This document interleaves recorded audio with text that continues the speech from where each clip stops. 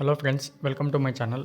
Friends, HSBC bank company వాళ్ళు ఎటువంటి exam లేకుండా, ఎటువంటి ఫీజు లేకుండా any intermediate, any graduation, any diploma, any higher studies చేసిన వాళ్ళు ఎవరైనా సరే ఈ జాబ్కు అప్లై చేసుకునే విధంగా కాల్ సెంటర్ అంటే కాంటాక్ట్ సెంటర్ రిప్రజెంటేటివ్ అనే జాబ్ రోల్ అయితే మన కోసం ఆఫర్ చేస్తున్నారు.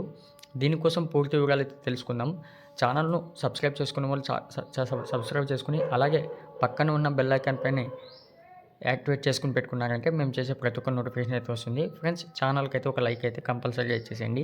ఫ్రెండ్స్, మనకు ఈ హెచ్ఎస్బిసి కంపెనీ వచ్చేసి ఇది ఒక బ్యాంకర్ అనమాట. ఈ బ్యాంక్ వచ్చేసి ఆల్రెడీ 62 కంట్రీస్లో అయితే యాక్టివ్గా అయితే ఉంది. ఇక్కడ మనం చూసుకుంటే మనకు వచ్చిన లొకేషన్ చూసుకుంటే హైదరాబాద్ ఒకటి ఉంది, బెంగళూరు ఒకటి ఉంది.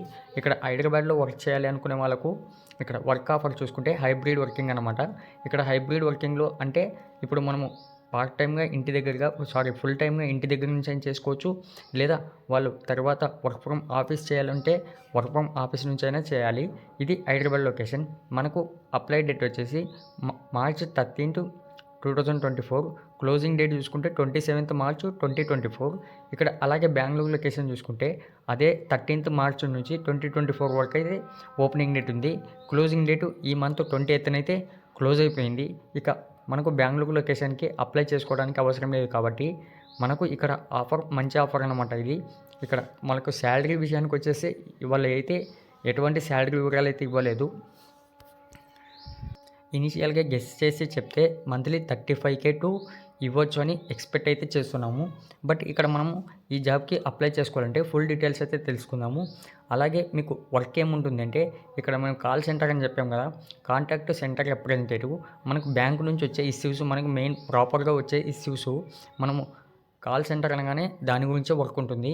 ఇక్కడ బ్యాంకర్స్తో అలాగే టీమ్మేట్స్ కావచ్చు, మనకు కస్టమర్స్ కావచ్చు, మనకు వచ్చే ఇష్యూస్ ఏంటంటే ఇప్పుడు credit card, debit card, loans కావచ్చు, ఇన్వెస్ట్మెంట్ కావచ్చు, ఏదైనా సరే డిపాజిట్ కావచ్చు.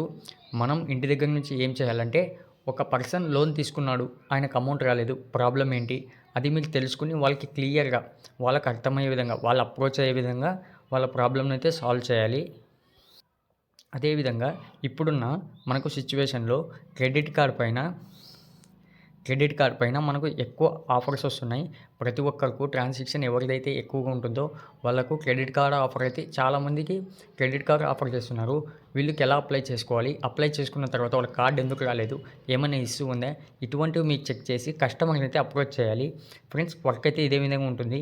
ఇక్కడ మీకు క్వాలిఫికేషన్ చెప్పాను, అలాగే మీకు శాలరీ విషయాలు కూడా చెప్పాను కాబట్టి మీకు మంచి కమ్యూనికేషన్ స్కిల్స్ ఉంటే సరిపోతుంది.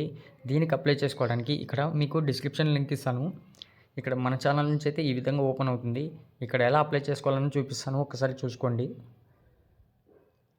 ఇలా క్లిక్ చేయగానే మీకు ప్రొసీడ్ పైన క్లిక్ చేయండి.